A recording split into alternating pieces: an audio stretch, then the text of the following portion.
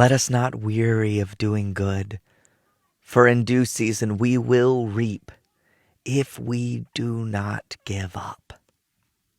I feel like more and more as time goes on, I'm saying the phrase or a similar phrase that this week was really heavy. It seems like there's one event after another that's tearing at my heart. I think it's tearing at all of our hearts collectively, and we as a people are tired, overwhelmed, worn down, concerned, and some of us are just downright scared. And I know that not everybody has the same worldview as I do, but this particular verse out of Galatians is really encouraging to me and kind of like this mission statement for me to not get tired of doing good. Because when we get scared, when we get worn down, we get messy. Our sights don't line up the way that they should be lining up. We lose focus and we start to compromise and we go, well, the end justifies the means.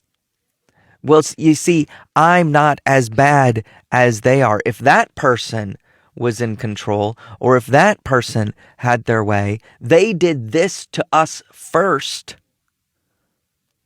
The lesser of two evils is still evil. So when you look and you point at someone, you go, but I'm not as bad as them. I'm not as evil as that person. That's still evil. That's not doing good. That's doing less evil. And those two things are not the same. As Christians, we should be higher than that. Not to just go, well, I'm not doing as much evil as them, or I'm the evil that I'm applauding isn't as bad as the evil that the other guy would be applauding. Do good.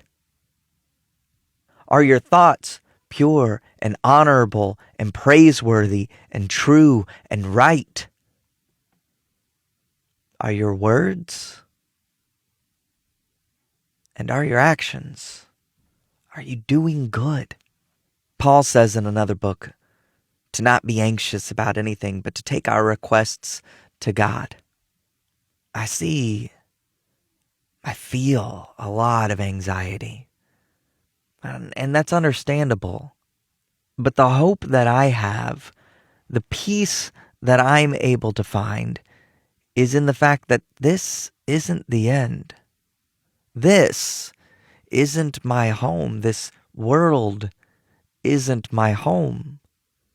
This country isn't my home. That said, I'm grateful to be here, to have been born a U.S. citizen, to military parents.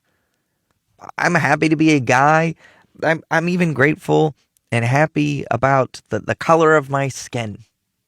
Like, I'm not ashamed of those things.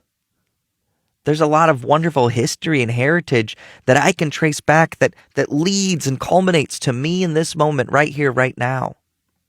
There's plenty of bad stuff too, and it's good to acknowledge that and to talk about that so we don't repeat it. But there's a lot of good. But it's temporary. This isn't the end. This isn't my final destination. This isn't where my citizenship truly lies. So, I mean, if, God forbid, my rights really are stripped away, particularly if it's for my beliefs, if I'm physically mistreated for those things, even if our whole culture changes, and suddenly I find myself in a minority of people,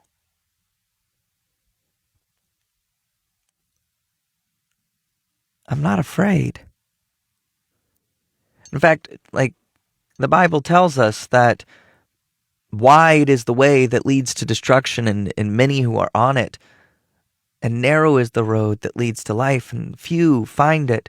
I'm already in a minority. I'm not afraid of that. What can anyone really do to me? Not this shell that I'm in, this temporary housing that I've been put in. Like, can I get hurt? Absolutely. Can life get difficult? Yes. And God is still good. So while I'm here, I want to live like Jesus, who on the night he was betrayed, got down and served every single one of his 12 followers. Knowing that Peter was going to deny him, knowing that Judas was going to betray him, knowing that all the others were going to flee and abandon him, he showed them love and he served them. I want to remember that God, according to the psalmist, is close to the downhearted and the broken in spirit. And that's where I want to be, with them, because that's where God is. I want to work to count others as better than myself, to not just look after my own interests, but to look after theirs. Decreasing me and increasing him. Less and less of me. Paul writes again that it's no longer I who live, but Christ who lives through me. That I cast my burdens on him, my cares on him, and he makes my burden light. And the life that I live in service. That I live loving my neighbor. That I live humbly lifting others up. It's not good enough to just not be bad. Or not to be as bad as the next guy. But we must be good. Live good.